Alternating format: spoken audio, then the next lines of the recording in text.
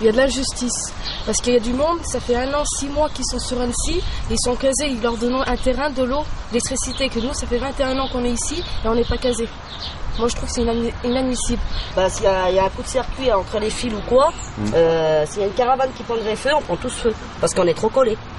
Parce que ce terrain appartient à qui? À la SNCF. Mais alors la SNCF, en fait, vous a laissé ici? Oui, nous ont laissé là. Jusqu'à temps que Pringy, la commune, nous case. Nous avons demandé à chacune des communes de l'agglomération d'essayer de trouver un terrain à mettre à disposition de l'agglomération pour créer des plateformes sur lesquelles on pourrait accueillir des familles et des groupes familiaux dans de bonnes conditions.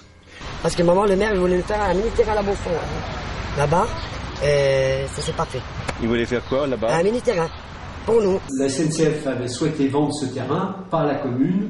La commune a demandé à acheter ce terrain, mais ça n'a pas été suivi des faits.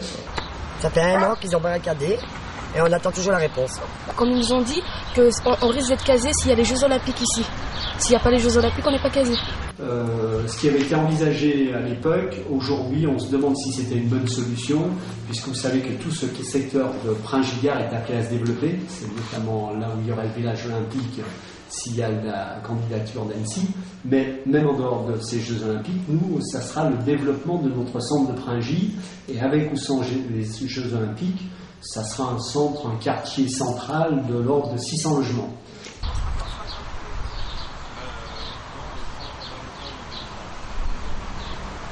Comment ça s'est passé avec l'ancien maire, M. Boucher? Pas bon. Il n'avait pas du tout parlé avec nous. Il souhaitait qu'on parte de là. Non, ça c'est pas vrai. Non, c'est pas vrai. Moi, je pense que non. Je crois qu'on ne peut pas laisser dire ça. Je pense qu'on ne peut pas laisser dire ça. M. Boucher a toujours eu à cœur d'essayer de trouver une solution. Mais bon, je pense qu'on a les mêmes soucis aujourd'hui que le maire d'avant. Hein, oui, et puis alors on en prend notre responsabilité aussi, puisque Martine Scotton et moi-même étions adjoints avec ce maire déjà depuis des mandats. Alors, avec le nouveau maire, qu'est-ce qu'il vous propose?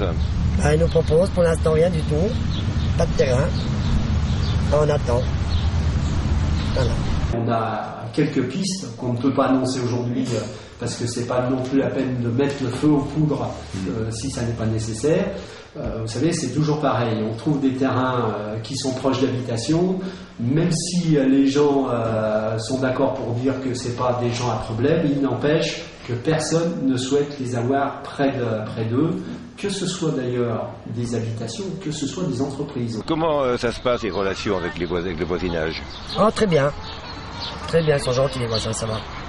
J'ai rien à dire, ça fait 21 ans que je suis là, ça s'est bien passé.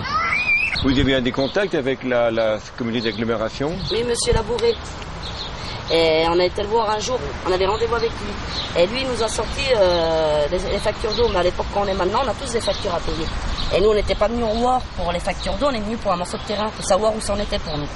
Et il nous a mal reçus et il nous a jeté dehors son bureau. Il devrait changer de travail, monsieur Labouré. Vous l'avez vu quand, monsieur? Il y a 2 ans en arrière. 2 ans en arrière. Ouais. Monsieur Labouré, il avait dit qu'on quoi, il était venu à un coup ici pour voir le terrain, comment on était.